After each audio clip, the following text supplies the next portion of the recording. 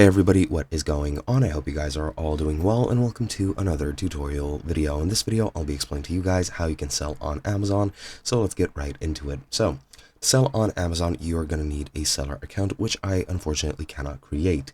I don't have the current ability to create this because I don't have all the needed information, since I don't plan on actually selling anything and I'm not a merchant. So I'll have to use this guide on my screen to explain to you guys how this is done.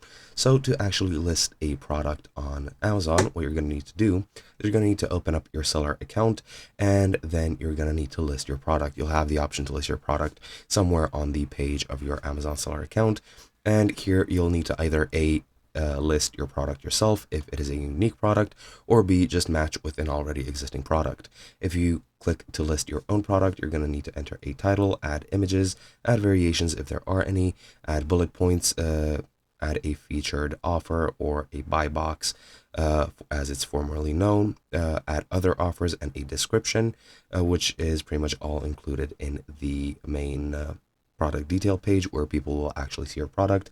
And then of course you can launch it if you are trying to list it. However, if you're trying to match a product listing to an already existing one so that you can just become a merchant that's selling an already existing product, you just need to search through your product ID or GTIN of that said item, and you'll get this prompt when you try to list your item. It'll ask you if it's a new item or an already existing one, and you should try to find it before creating your own listing so that you don't make any duplicates.